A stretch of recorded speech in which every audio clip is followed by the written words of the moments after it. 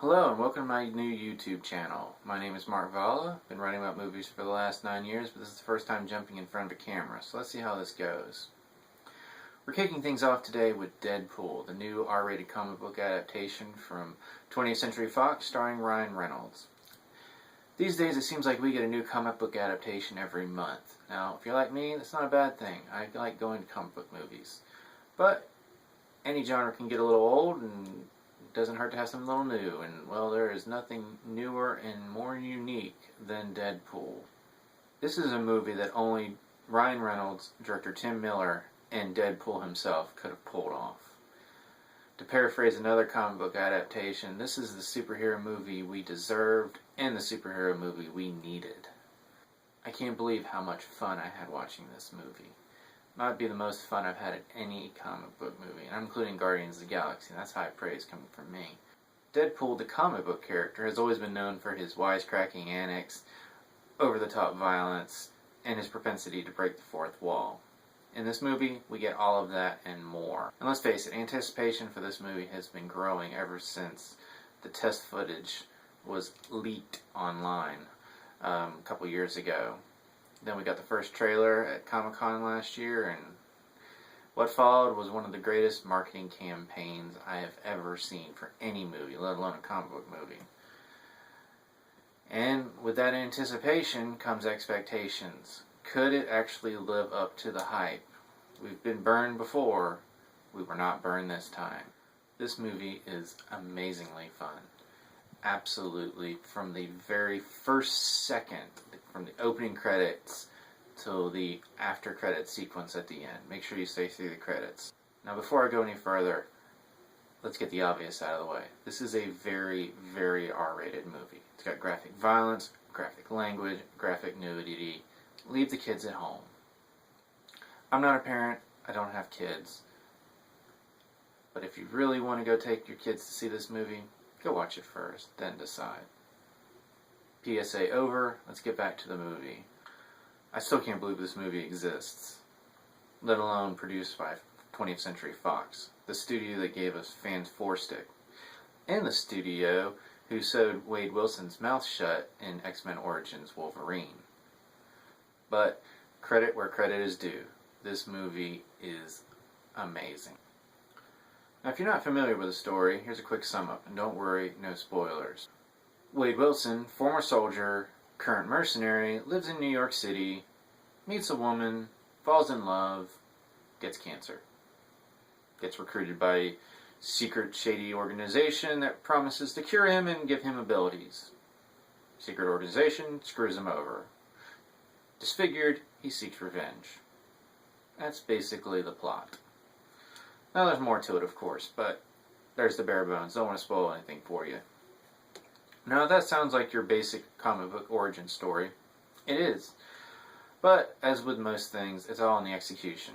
And Deadpool knocks it out of the park. Here we get the backstory in a series of flashbacks instead of eating up the whole first act of the movie. This allows us to get straight into the action, which is fun and very, very bloody. Now, if you're going to see Deadpool, you're going for the comedy, and it's there, and it is absolutely hilarious. Now, the great thing about Deadpool is he can be in a comic book movie and spend his time making fun of comic book movies, especially movies that previously starred Ryan Reynolds, like X-Men Origins Wolverine and Green Lantern, two movies that deserve to be made fun of. Now, that being said, all of the comedy, the jokes, the inside jokes, the parodies, everything is great. But what I really liked about this movie is the fact that it knows it's telling a story and cares about that story. It's not just about the jokes. It's not just about making fun of crappy previous movies. It's about making a good movie. So there are times when the movie does get a little dramatic. I mean, you're dealing with a character who is diagnosed with terminal cancer and having to deal with that and his growing relationship with his girlfriend and how he thinks it's all over. And what's great is the movie actually allows itself the time to let those scenes kind of breathe, I like to say. You know, it's not afraid to be dramatic when it needs to be. And a good comedy knows when it needs to be a little dramatic. Now, I'm not saying this is a tear fest or it's, going to drag these things out. It doesn't.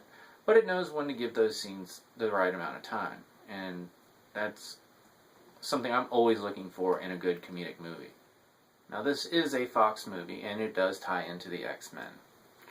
And it is absolutely hilarious in the way it does so. Now, we only get to see 2 X-Men in this movie.